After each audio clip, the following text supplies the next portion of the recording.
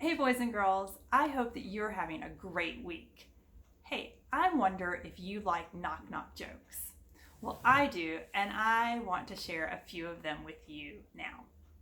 So, knock knock, who's there? Orange. Orange who? Aren't you glad to see me? All right, knock knock, who's there? Who? Who? That's what an owl says. All right, last one, I promise. Knock knock, who's there? Cow says. Cow says who? No, silly, a cow says moo. Well, if you have any great knock knock jokes, please send them my way. You can share them on Facebook or reply to the email and share them with me.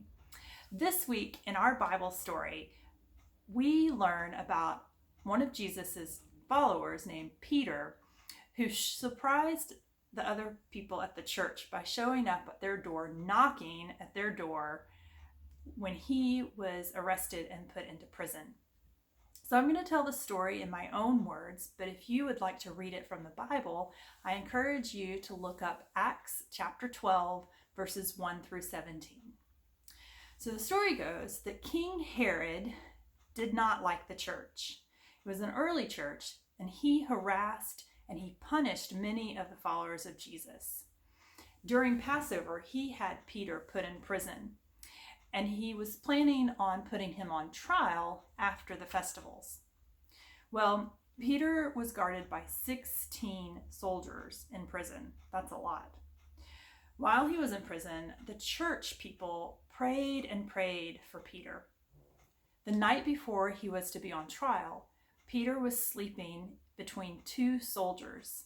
Suddenly, an angel appeared along with this bright light, and it woke up Peter, but it didn't wake up the soldiers.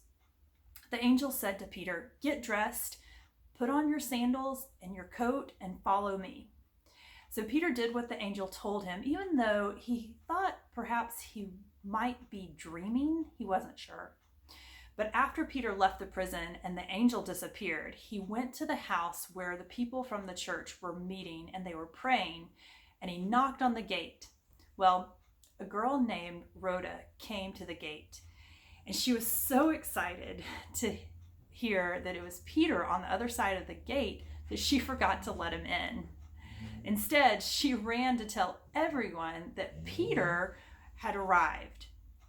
They didn't believe her at first, but Peter kept knocking and knocking at the gate, and so she returned and she let him in, and Peter came in and told all the people his miraculous release from prison. Everyone in the church was amazed to see Peter. God had answered their prayers for Peter's release. Well, boys and girls, this story contains some very valuable lessons. First of all, we learn the importance of praying for others. We can talk to God not only about our own needs, but we can also talk to him about the needs of others, those that we know and love, and even the people unknown to us. Even when we're unsure what a person needs, we can still pray for them because God knows them and he knows their needs. Secondly, sometimes God answers our prayers in unexpected ways. We believe that God hears us and he answers our prayers, yet we need to remember that the answers may not be what we're expecting. He answers in the way that is best for us and for others. The church prayed for Peter while he was in prison. So I wonder, how can we pray for people in our church community? Who comes to your mind? Who from our church can you pray for? Are there friends of yours from Sunday school that you can pray for? What about an older friend of yours that you used to see when we were gathered at the church building? Perhaps this week you can ask your parent to help you write a note letting that person know that you're thinking of them, that you're praying for them. Tell them how much you miss them and how excited you will be to see them when we can get together again. And if you need an address, you just let me know, and I think I can help you out with that. Boys and girls, I am praying for you. I love you so much, and whenever we can meet back at the church again, I am going to be so excited. Hopefully I won't forget to let you in like Rhoda did Peter, but I'm going to be excited, and I know you will be too. Until then, I hope that you're enjoying these video lessons, and I hope that you're learning a lot about Jesus. Thank you for watching, and thank you for being such good listeners.